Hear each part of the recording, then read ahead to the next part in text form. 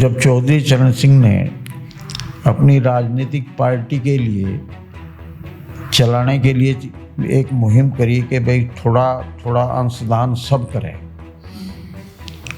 तो उसमें किसानों के साथ साथ मजदूरों ने भी अपना बहुत बड़ा योगदान दिया। तो जब उन्हें पता लगा कि चौधरी साहब पार्टी चलाने के लिए कुछ चंदा इकट्ठा कर रहे, तो उनके 2 भैंस थी, तो उन्होंने दोनों बेच के और चौधरी साहब की पार्टी के लिए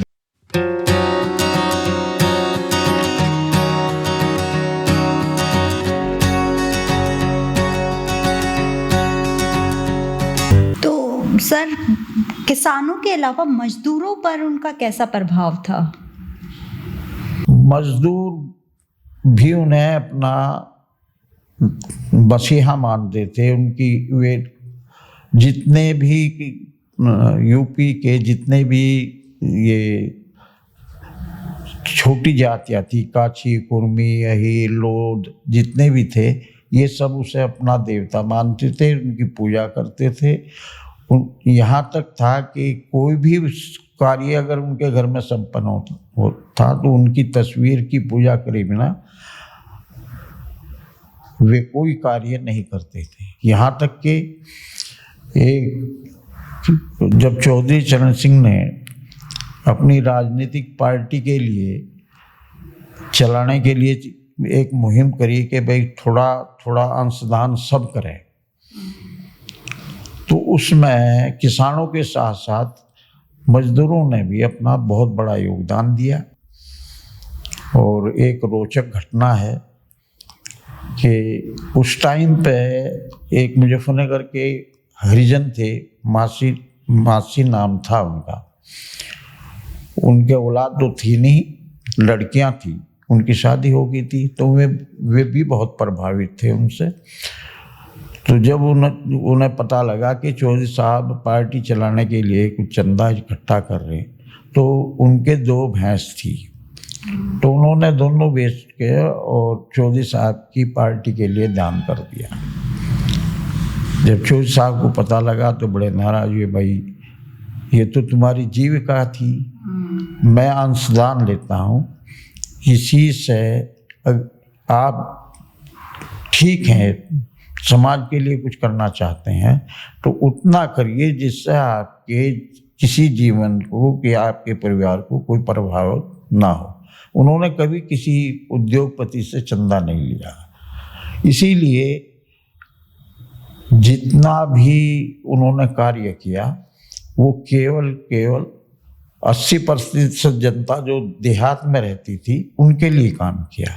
तो पहले के राजनीतिक जीवन, जैसे कि आपने चौधरी चरण सिंह के साथ भी समय गुजारा है, उसके बाद चौधरी अजीत सिंह के साथ भी समय गुजारा है, और जो उनके पोते हैं उनसे भी आप अक्सर मिलते रहते हैं, तो पहले की राजनीति और आज की राजनीति में क्या डिफरेंस है?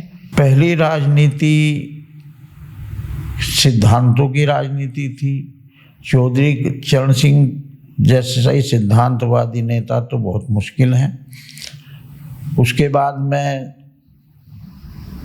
उनकी विरासत चौधरी चरण सिंह जी के जो पुत्र अजीत सिंह थे, उन्होंने ये विदेश में रहे, विदेश में पढ़े, इंजीनियर थे। चौधरी साहब नहीं चाहते थे कि ये सक्रिय राजनीति में आओ, लेकिन जनता का दबाव था। दबाव के बाद में उन्हें बुलाया गया, लेकिन उन्होंने ये कहा कि भाई ये जिस परिवेश में पढ़ा है ये तुम्हारी आकांक्षा की पूर्ति नहीं कर सकता।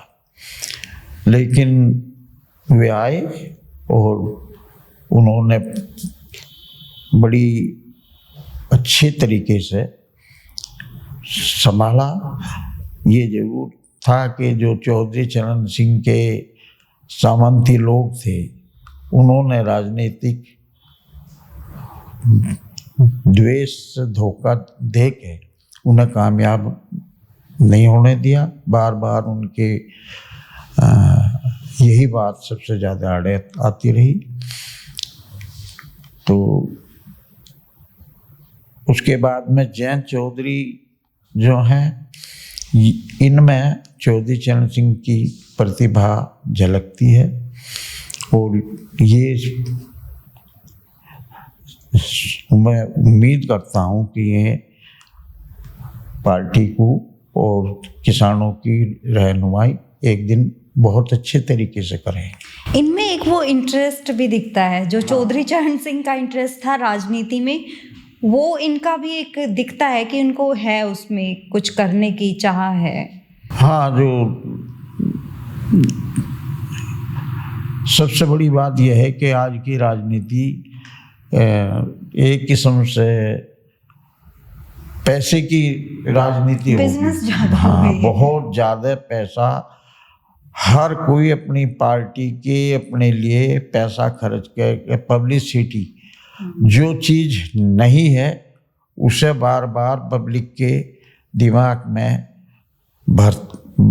ऐसा कर दिया जाए कि यही सच है। एक झूठ 1000 दफ़े बोलने से हर आदमी उसको सच्चाई को समझता है कि झूठ होते पता है कि तो उसे सच समझता है। ये राजनीति का आज सबसे बड़ा, देश की राजनीति देश के लिए ना हो के पार्टी अपने लिए, अपने स्वार्थ के लिए ज़्यादा इस्तेमाल करते हैं, सत्ता को दूसरे को दबाने के लिए करते हैं। आज जो हालात देश में पैदा हैं, चौधरी साहब के अगर होते तो वो बड़े दुखी होते।